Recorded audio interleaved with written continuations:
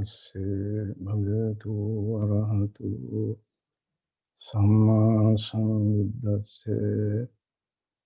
Namo tassa bhagavato arahato samma sambuddhassa. Namo tassa bhagavato arahato samma sambuddhassa. Buddhoham bodhisami muttoham mochaye pare innoham taresami samsaroga mahabhaya ekayano ayam bhikkave maggo sattanam visuddhya soga pariddevanam samatikkramaye dukkha domanassanam attangamaye nyayassa adhigamaye nibbanassa sacchikiriyaye yadidam chattaro satipatthana.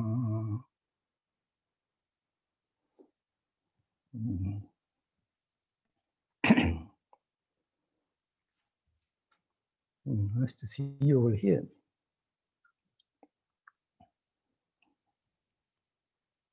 The first Gatha, I'm sure you're quite familiar with, no? You and little children know. It's a Bodhisattva vow. The Bodhisattva said that I want to realize the Dhamma and to be free from suffering, samsara, and cross over, and to help others for the same end. No? That's the meaning of that again. The second one, they said this is a direct path to develop our personality and to free from dukkha, sufferings, as well as to attain the Nibbana. You must be familiar with it, I'm sure. While we are sitting here, try to see the connection between those two. Okay? Do a little bit exercise. Just think, what is the connection? To begin with, I want to see how lucky you people are. No? Dhamma is everywhere. In early days, even 10 years back, country like Sri Lanka, to organize the Dhamma talk is not easy. No? You had to go to temple. Is correct? And so once a full moon time opportunity. Now, Dhamma is everywhere. At your fingertip, no? Correct? You have I'm sure you must not have heard things like Vajrayana Buddhism in early days, no? Now today, you have a Theravada, you have a Mahayana, and Vajrayana, and then it's called Sambhala. Yeah, even among all the Theravada traditions, you have everything. No? Sri Lanka, Thai, Burmese, Lao, isn't it? Dhamma is everywhere. But what happened when I look into the internet, I get a little bit confused. I feel like a little centipede, who had 100 legs, and when he tried to figure out which one he could move, he got stuck. He can't move, no? So likewise, when you're going to listen to things like YouTubes and whatnot, we don't know which one to start. No? We start one and just after a few seconds, turn it off. Good. It's very beautiful in a way. You're very lucky. And Buddha would tell you, appamadena sampaditane, try to get the best benefit of that. Okay? And then you might be wondering, what am I doing here? Am I going to add something to same thing? And I would like to tell you,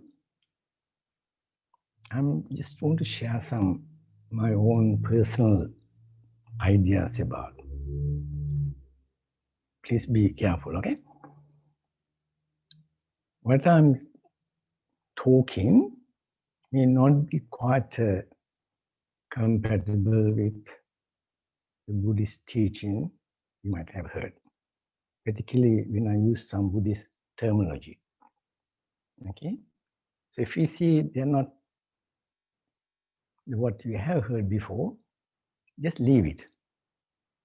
Just trying to figure out what I am talking. Do you follow what I'm trying to say? Because we're going to see whether, this monk's interpretation of Buddhist terminology, not what our fathers have taught us. No? So don't get into that problem. Okay? Because when you look into the Buddhist history, Buddha has taught us what he discovered, Buddha Anusate. You see, what I'm going to preach you, something that you have heard before. Correct? But he used the terminology that have been used by those other people, like the word Nibbana, Sati, Samadhi, all those very ancient terms. Understand? So those terminology words came with the loaded meaning. So my question is, why did he use that? Those terms that people already knew what they were, to explain something that he said that nobody ever heard before. It's a very big task, isn't it? So there must be some reason, no? And that at the same time create a little bit of a confusion too. Because some people thought Buddha was trying to disparage or disrespect other things like that. But he had a good intention. He said rather than inventing his own language, he used those common words. And slowly he tried to give a different meaning to them. So, but I'm not going to do that. I'm just using those terms just to clarify a couple of my own thoughts, okay?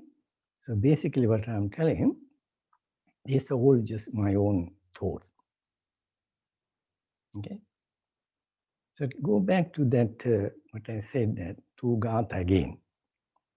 The first one we call the Bodhisattva, wow. And the other one, in the second one, he presented something that he found out, okay, for us to understand what he understood and to free us from suffering. Okay? Try to see this. Have you heard the Buddha's was called sometime Maha Karuna, Maha Panya? Remember that? Because Buddha's qualities are not thinkable. We can't really fathom. According to your tradition, it says that even if a Buddha himself tried to talk about or enumerate Buddha's quality, time will pass, but the qualities of the Buddha won't be exhausted. So how can we talk about? So from the Buddhist tradition, but people have been singing him for thousands and thousands of years. No? Yeah, with the like Itipiso Bhagavan, 9 type of qualities, 32 characters of the Buddha's body, many terms. And out of all those qualities, Buddha said that if you can just use those two terms, Mahakaruna, Mahapanya, would give a good picture of who I am. Okay? So what the Buddhism is, in my own way of understanding, is like a personal development. The process that Buddhism takes us from our basic level, what you call Putujjana, it's a base level. From that, he tried to take us through this path, development, to become a Lokottara, like it's entering in the, what you call stream enters, like a Sovan, Sapradagami, and Arhat. Okay, but we had to first work on the base level. Base level is called Putujjana. Correct? They call Putujjana, ordinary human being like me and you all are. The interesting thing, they said that before he became Buddha, like a Bodhisattva, there's something that really motivated him to take that path. What was that? They said that, as I said last time too, Buddha was a very keen observer. He used to look around within himself, and we go around, he saw something very interesting about the human nature. Okay? He said that people are born, they get sick, they get old, they die. Okay? But nobody seems to know how to be free from this. But actually, Buddha said that even the previous Buddhas also had the same. He said that's what motivates those Buddhas to, or the Bodhisattva to take the path that they took. You remember that, no? So what that means? You observe the human nature and it, see, we are all suffering, running after, looking for some sort of happiness. But the way we go about it, actually does not serve its purpose. In fact, it's aggravating the problem, adding more to suffering. When he saw that, and he looked within himself, see, it's very human behavior is a little bit conflicting. Here we don't want to get old, we don't want to be sick, we don't want to die, but the way we go about, and it in fact aggravating. Things we get attached also the same nature. But what can you do? We are human. And that's all we know. That's a samsara. We don't know anything else, no? All we know, the physical world. But Buddha thought there must be some way out of this. And his wisdom shows him, of course, people go after physical, material happiness because there is some happiness there. At the same time, there's some suffering. That is why some people want to go away from it. Understand? So he saw that as well. So what he decided was to go to people who knew it, way out of. So he left he realized this worldly life, which you're all in, is not the way. I'm just trying to prepare some ground for, okay? And then, so he thought the best thing to go and learn from the people who claim to have found the way to be free from this suffering. He went to all sorts of different teachers and learned as much as he could. And he realized that was not the way. So finally he went to, Bodhi tree, he meditated and he found out his way. So if you look at that part, what do you feel? What do you think? What was the reason he renounced the world? As I said, he saw suffering. Despite all the superficial happiness we go for, there's a tremendous suffering there. Samsaroga Mahabhaya. He said, just like imagine, if you are afflicted by big disease, how do you feel? Horrifying. And today, look at you all wearing masks, going everywhere with a lot of fear, isn't it? We don't know what might happen, when it happens. A lot of uncertainty today. If you really sit down and ask what is underneath, we are really affected by a lot of fear, isn't it? And this is what Buddha saw this. The reason that why we run after all sort of physical comfort is not what it looks like. And last time also I explained that the word tanha has two possible meanings that I call primary one and the secondary one. The primary one is a very important one. It's a trishna, that means thirsty. And when you're thirsty, you look for something to quench your thirst.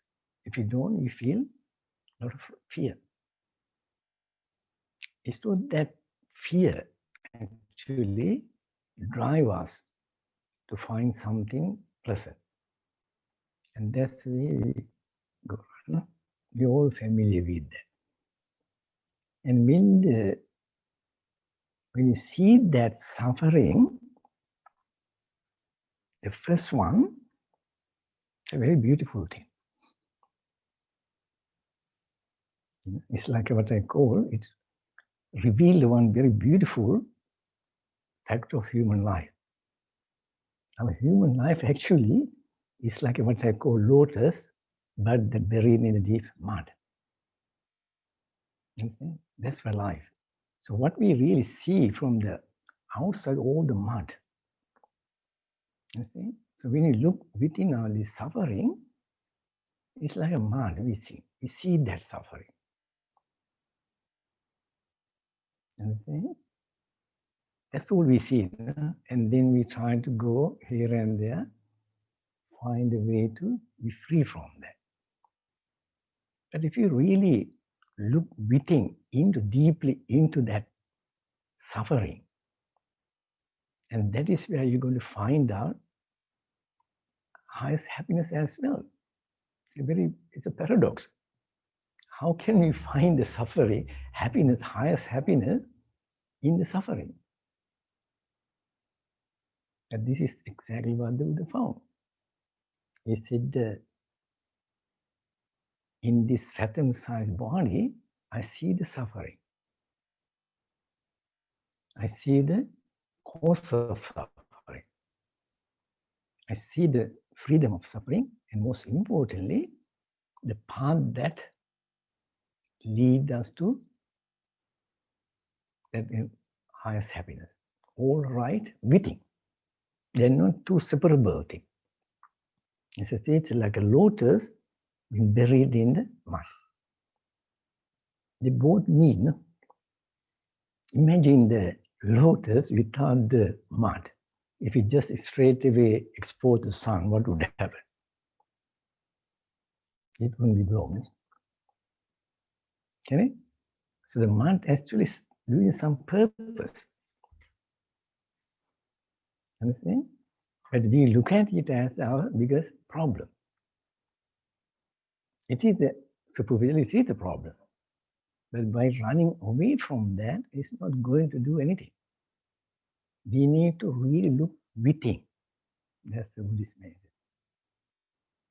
if you look deeply into the suffering, and that is where we find the solution and happiness. So when I see that, it's very interesting. This very suffering that motivate a person to have a compassion, okay, and ultimately compassion bloom into the insight. Can you see that?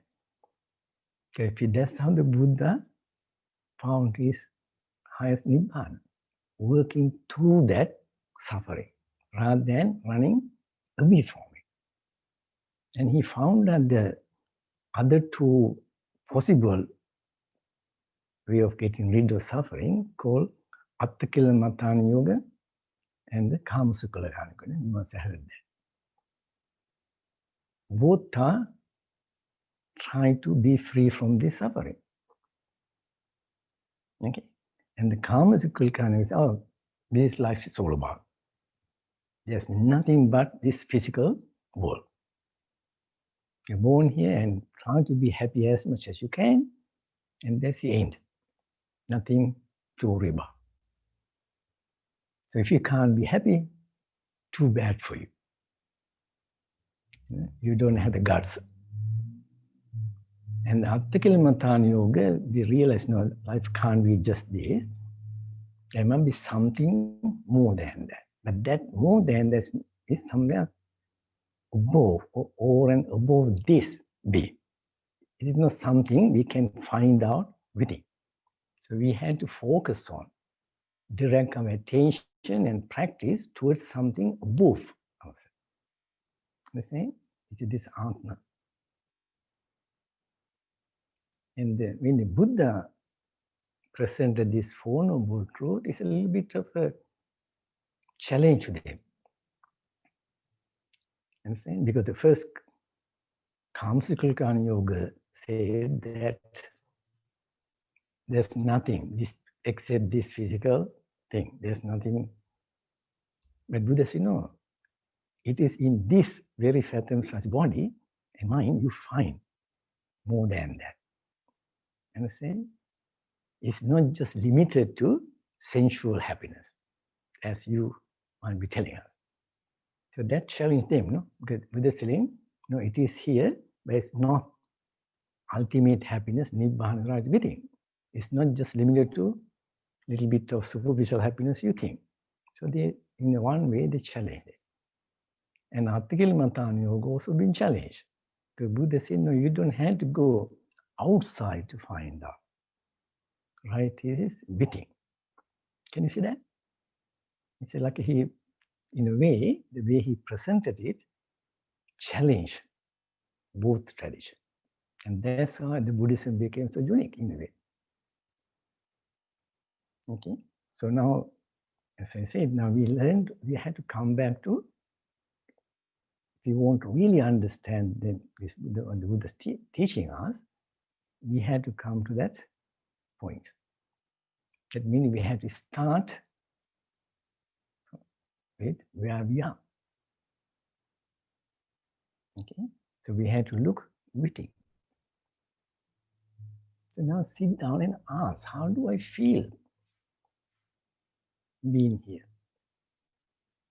How do you feel that you're born, you get old, constantly challenged by possible illnesses, no? One after, eventually you die. How do you feel being in this situation? I don't know about you, I feel a bit helpless. That is not that we can't achieve what we want. We can. If you work really hard, you can. Okay?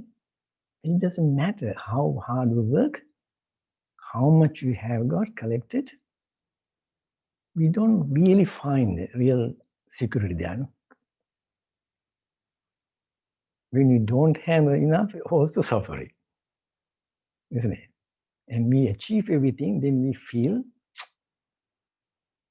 a lot of possible threat possibility of losing what we have got. A lot of challenges, even to keep what we got. And eventually, we had to leave all those things, isn't it? And Buddha present a very beautiful gatha, which I kept on telling myself all the time. Puttamati dhanamati itipalo vihanyati.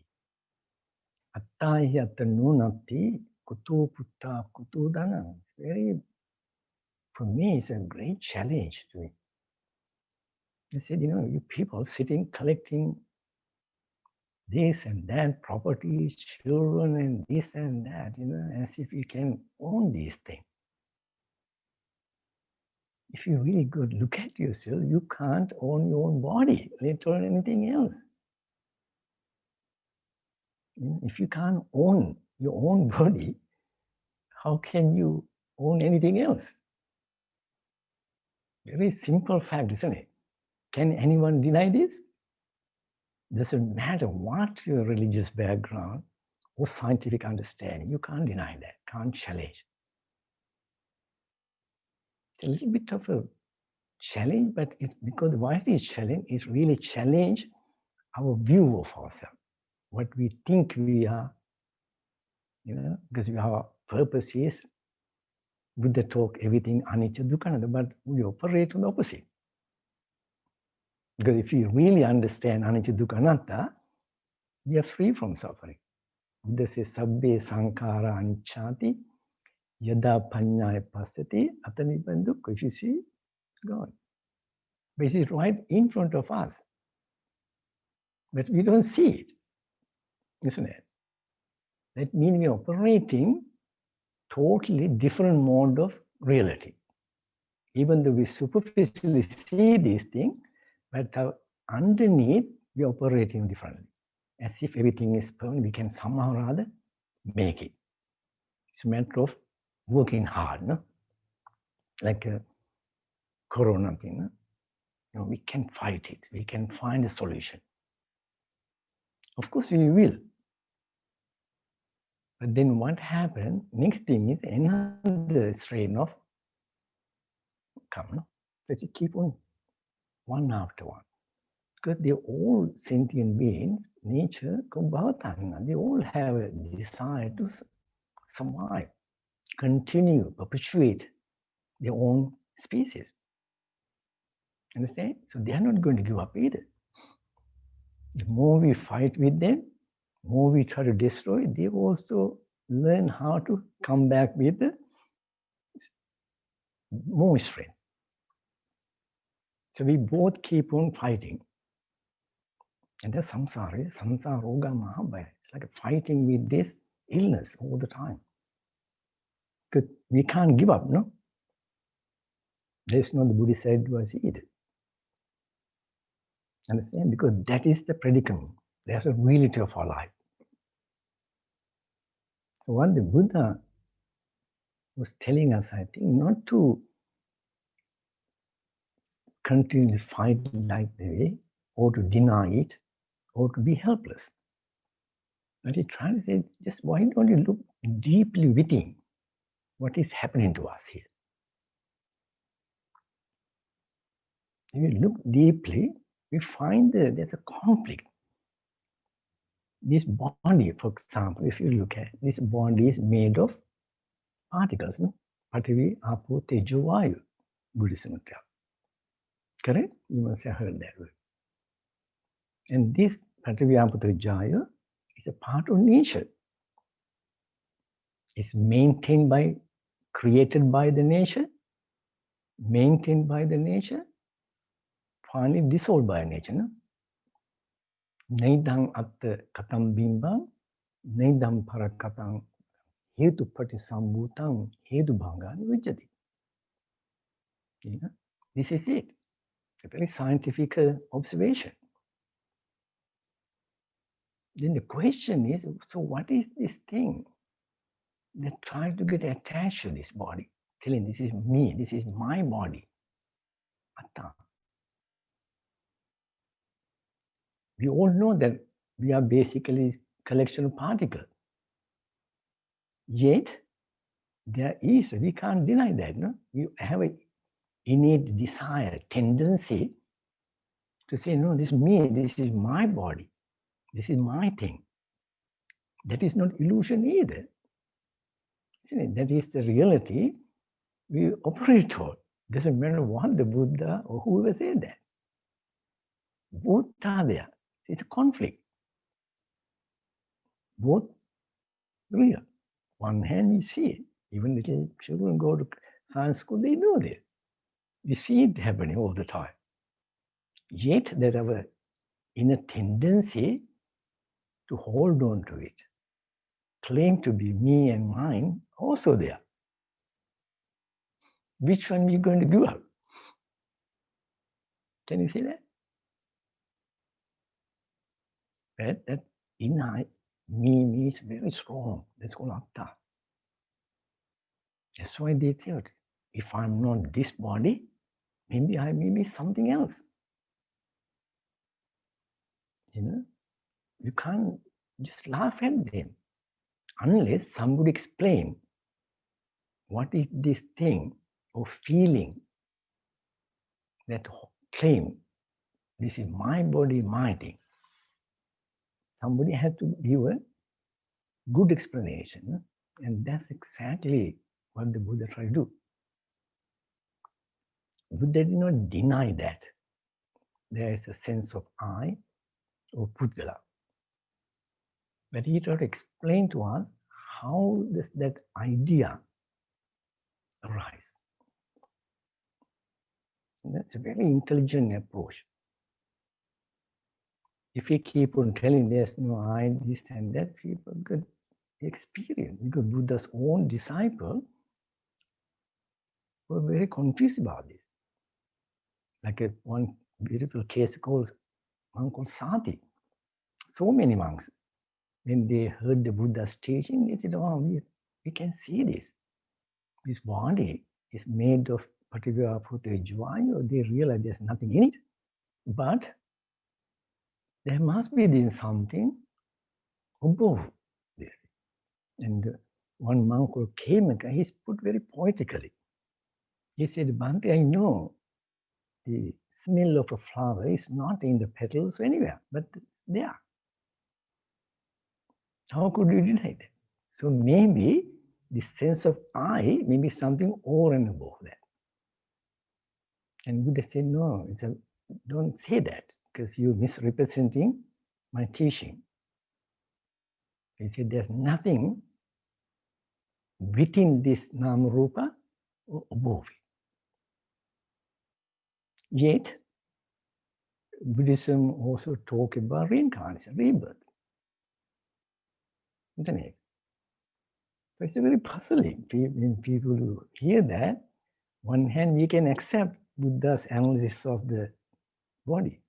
But then if there is things like a rebirth, then we need a big explanation. So Buddha did try to explain to that. Buddha said, what we need to do first, if you want to see what happened to you after getting better, first try to be free from this problem first. Okay? Why don't you look within yourself first, rather than thinking about what would happen to you after that? Like people always wondered, what would happen to the Arahat after their passing away. So many, they're beautiful questions. But Buddha said those questions are not going to help you out. It's like someone who's been attacked by arrows, trying to figure out who shot me rather than getting rid of them. So what they said, yes, your concern may be relevant to you. You may want to know. You have the right to know who shot me, why he did those things. But this is not the time. Once you got better, then you may have an understanding of that. Okay? But before that, it's a focus on. Try to deeply look within. And once you really realize who you are, then whatever question you want to know, you will be able to see for yourself. Tummehi kicham atapang akantara taro tatagata. I just show you the way, but you had to walk on that. Actually, it has a very deep meaning. You know, you don't have much time to talk about it. I said, remember, just after Buddha's enlightenment, we are told that Buddha was a little bit of hesitant to go preaching. There are many explanations. The way I see it, but he was trying to say, how could I communicate something this so subjective, okay, with the common language? So the language, as you all know, constructed on observability. They refer to something that we all can observe. Intercommunication is there. But when you talk about this subjective thing, we don't know. Let alone the transcendental experience, how could we really talk about our own inner aches and pain? We do talk about, hey, I have a backache, toothache, and this and that. Do you know what I'm referring? Can any scientist look and say, oh, now I see your aches and pain? We may see biological, neurological structures. But how those structures have got those subjects, we don't know. Today, if you look into the scientific world, this is the most formidable challenge of science. Science can explain almost everything. But what these subjective experiences are not explainable. The closest we have today is the correlation studies. Scientists tend to believe these subjective experiences are just a byproduct of brain processes. But how do these brain processes produce subject experience are not known. Understand? But a lot of scientists think this is, but many scientists, we know that very clearly, never been proven. And a lot of scientists, they will never will be proved. Okay? It's a good thing to think. And that may be why Buddha was telling, how could I talk to people about this such a transcendental experience and Nibbana? I realized with words. How would these people would even know what the heck I'm talking about? That one, the beautiful thing about Buddha and what he said, instead of trying to argue and try to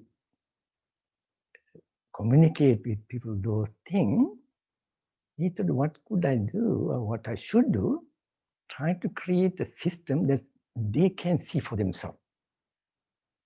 In Zen Buddhism, it's called like if you want to moon, somebody just point the finger to the moon, giving some sort of hint. Just look at that. But if you keep on looking at the finger, you would be able to go in to see the moon. So that's exactly what the Buddha said, did. So he created this beautiful Dhamma vinaya. It's some sort of vinaya here means like a technique based on Dhamma, very robust, very beautiful system of conceptual system. Okay, but to practice that, you have to have a little bit of understanding of that particular conceptual system.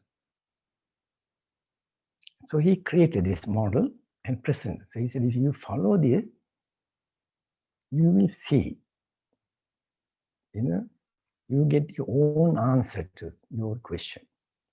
But if we just, without that direct experience, it's like a keep on talking about nonsense, isn't it? It's like a group of blind people sitting and talk about the colors. isn't it? They can. Sometimes blind people can explain what the colors are better than us. But have they got the same direct experience as we have? Two different things, isn't it? Knowing something theoretically, having some sort of direct experience are two different things. Understand? But if you want to, this so-called realization is an inexperience. It's not a conceptual thing. It's not something we can talk about. Okay? It's something that we have to directly experience. Why this is so important in Buddhism, as I said earlier, Buddhism says everything right within.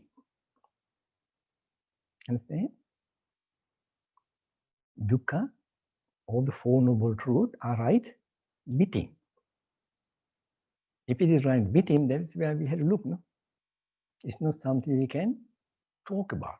As I said, we can keep on talking about aches and pain, but that doesn't help us to experience. No? It's only the one who experienced that know what it is. I mean, we go to a doctor and tell, I have this aches, pain, and they don't know. They just follow this little bit of a clue and they try to use some medicine, isn't it? But if you do the real experience, what I'm experiencing, of course not.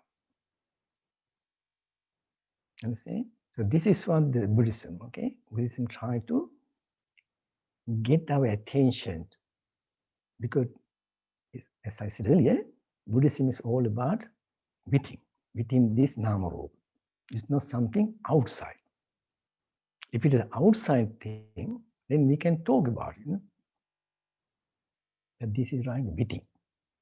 Therefore, all we can do, what we should do, try to learn to focus within. And that's what the second part that our Satipatthana said. All you need to do, okay, sit down, keep your body straight, ujjung kayang panidaya, parimukang, keep your body, and just try to focus within. Okay?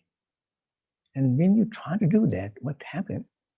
You realize directly what is suffering Buddha was talking.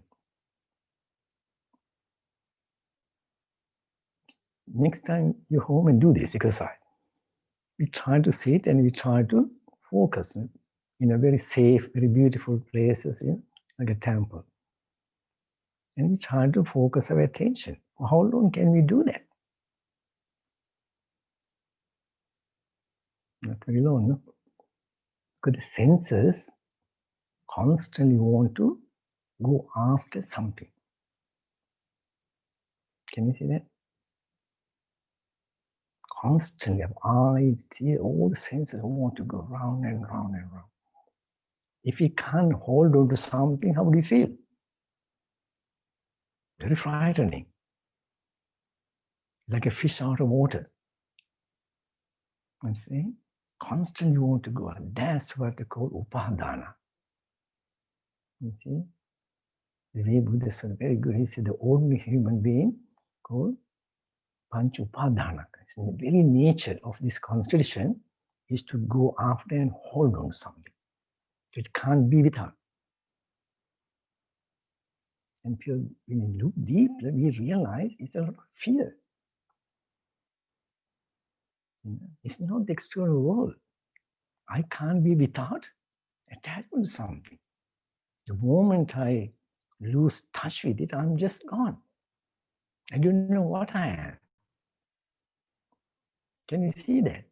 That's the first experience you get. You realize it's a constantly want to running after things.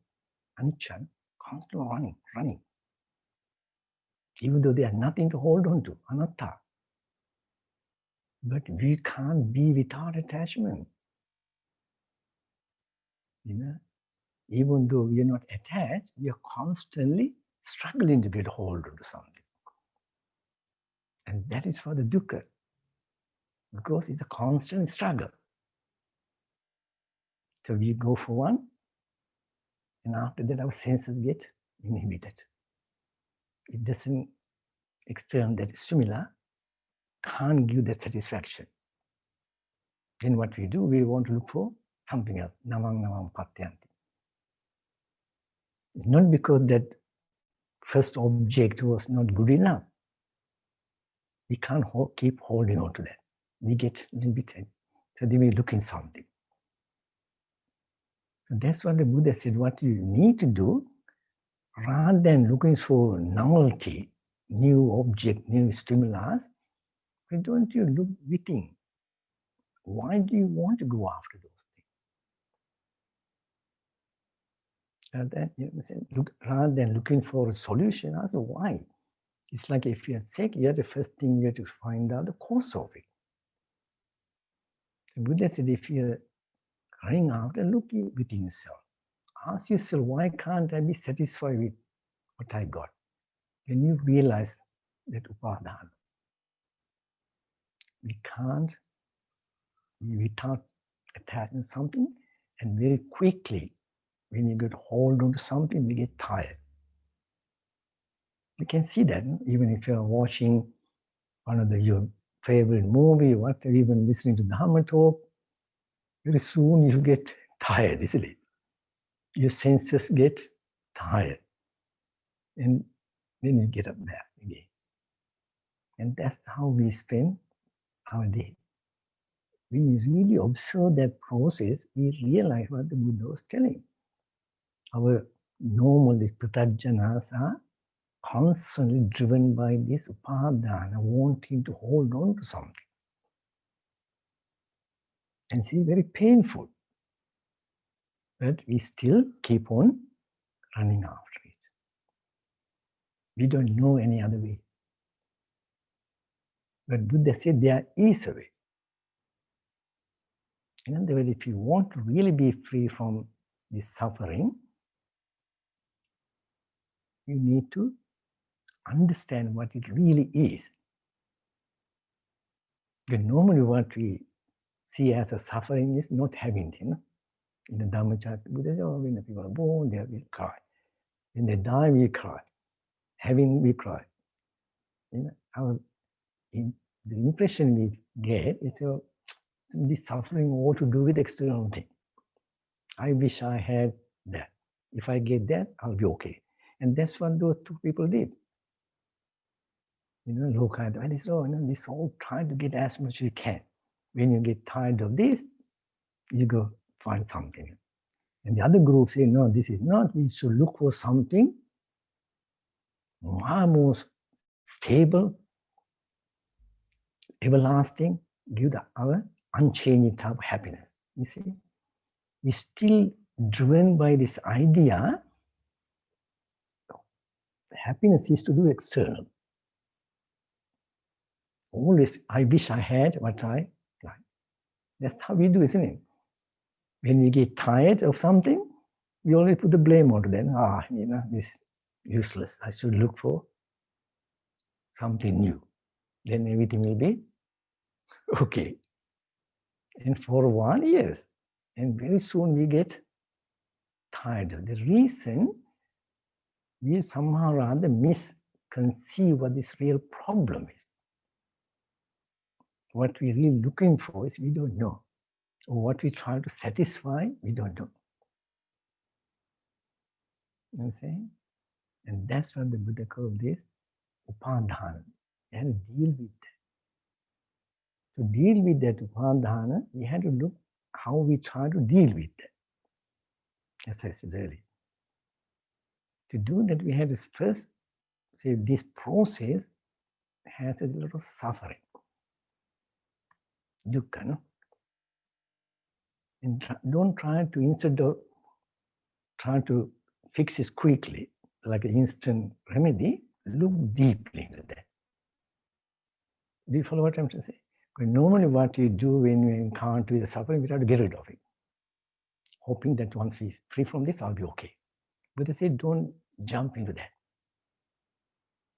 Just have a good look into this suffering, dukkha. Because in there we find out the reason why this dukkha is there. Understand?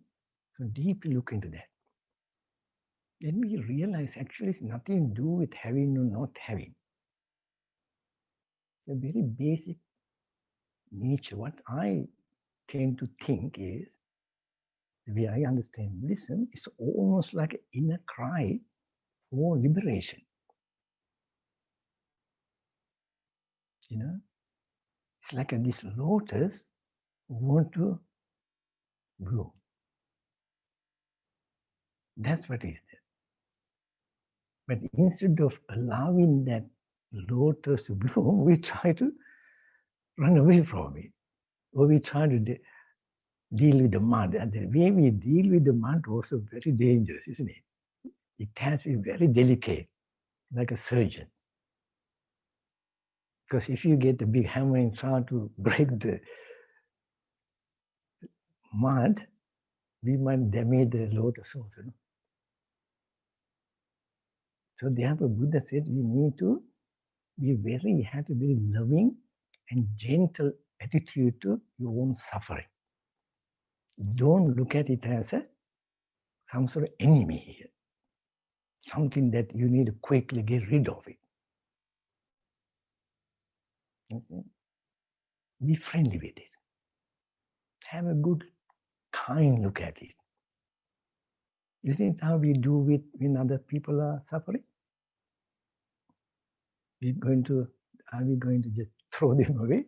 When someone is suffering, we can't do anything, at least we try to be with them. No? Okay? So if we can do with other people, why can't we do with us?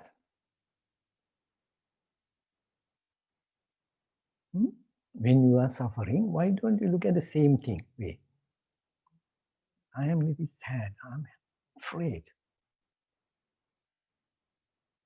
Rather than denying it, instead of looking for what cause it, just it doesn't matter what the cause is. I feel this, I'm very sad, I'm afraid, I'm lonely. I'm afraid, no? Why don't you just look at that way? Rather than try to run away, or try to do something quickly. Don't do that. He said, look within.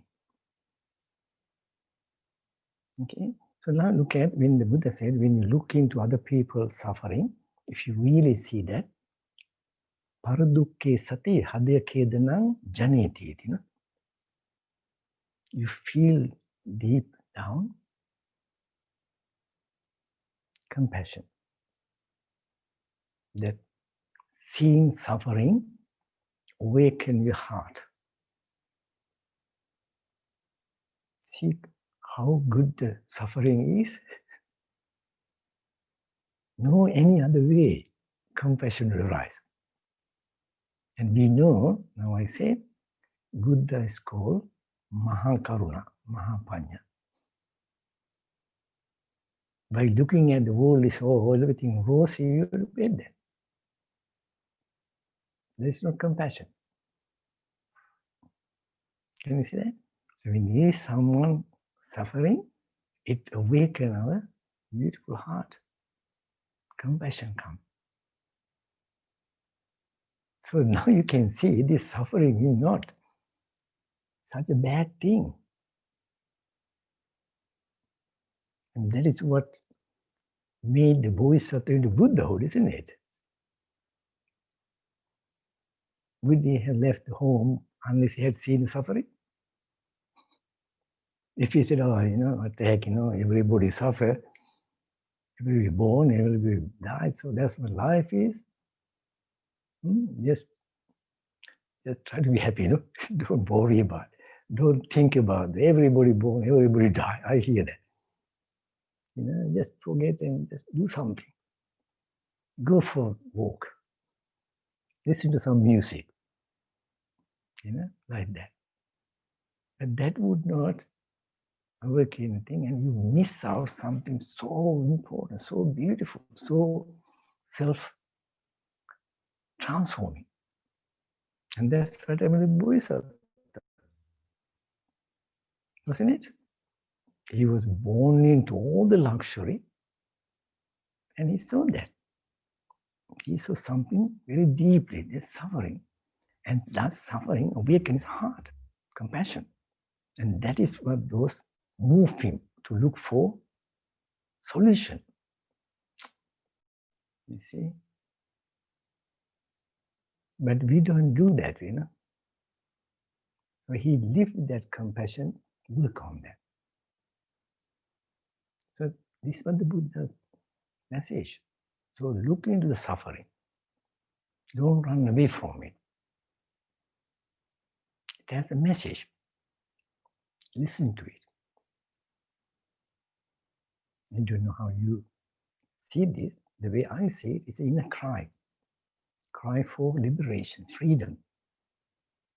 Our Buddha nature is there. This beautiful lotus wants to be blown. Can't come out because we are just stuck with the mud. At the same time, we had to remove this mud very gently because it's protecting us. Also, I mean, imagine where can the lotus grow? It needs the mud, no? Without the mud, lotus can't grow. So both need. Understand? So we had to understand that. We had to learn to be very compassionate with our own dukkha. So if you really see, if you get in touch with that inner dukkha within you, you have the same compassion then for yourself. You realize, goodness me, despite all these things, I am sad, I'm suffering. I need to be free from this. Not by removing this, or throwing away, running away, working to listening to it. And what it's trying to tell us, the way we go about is not the way. Because all the case of suffering to do with something we attach, isn't it? We attach our body as I said. And because this attachment is the cause of suffering. Can you see that? At least we know that much. No? So if you attach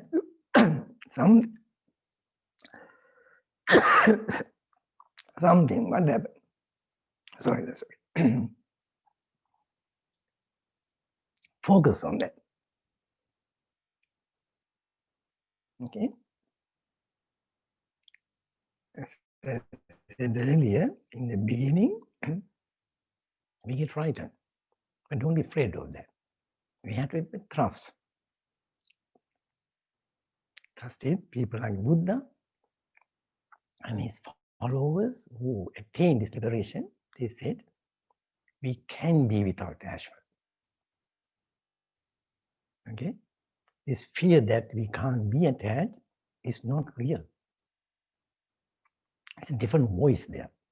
It's a voice from our concept, wrong miccādit. Because we believe the world is nothing but physical. That's why we're operating, isn't it? If you operate on that, if you believe in that, of course, happiness and all to do with physical. So then we wonder, we rationalize it, reason it, think, oh, if I'm not attached, I'm just nothing. Can you see that? So who create that illusion is our conceptual system. We need to change that. That we are not just this physical thing. But that's a very delicate issue, as I said earlier. The monks, listening to Buddha himself, could not figure it out. Because we tend to think if there's something else other than physically and something, again we want to hold on to that. Because we are conditioned to believe we can't be without attachment. It's itself a conditioned belief. Because we very well know we can be without attachment under different conditions. But if you look in the Buddha and his disciples, he said, no, you can. How to go about it? He said, we have to see things as they are. Because we run after external thing, because of what we believe, but they are. We look at Sanya Nidhanampi Papanchasana. It's our perception that directs us. We go after we get attached to what we sense. And this what we sense is a very constructed thing. It is constructed, affected by many, many factors. So we need to purify that. That's our perception. I'm afraid the time is up. So anyway, you continue to think what I've been talking, okay? And at the same time, I want to thank particularly these two young monks, and Venerable Dhammika Hamduro and Amitanyana Hamduro. They have been with us all this difficult time. And we keep in this place with all the dayakas and giving this opportunity for all of us to come and get some little bit of security and relief. So we should be very grateful. At the same time, I always tell myself and others, we should look within ourselves. We are also a little bit afraid within ourselves. We are sad. Okay, we have to be very gentle with us. Be very kind to ourselves. And look around and we see everybody's a little bit panic. We are all suffering. But of course, the suffering is there whether we have corona or not. But this type of situation bring it out to surface. So therefore, we need to continuously think. We are all a little bit at this moment begin to see something far more deeper than what we think. But it doesn't matter. Since suffering there, we have to always continue to wish me, I be well and happy, and may we all be well and free from this suffering, and continue to do that. I usually request people when you get up in the morning, when you take your first breath, when you become aware of your first breath, just wish me I be well and happy. And likewise, may all other living beings also be free from this suffering and find some sort of peace, okay? Sabbi Buddha Bhagavata Pachikanam Chayam Bhavam Arhantanam Chatevena Rakkam Bandhani Sabbisu Sabbi Deva Sabbi Bhuta Sabbi Satta Chakela Sabbi Badrani Pasantu Makanchi Pakamagama Dukkha Patta Chani Dukkha Bhaya Patta Chani Bhaya Soka Patta Chani Soka Om Tu Sabbi Pipani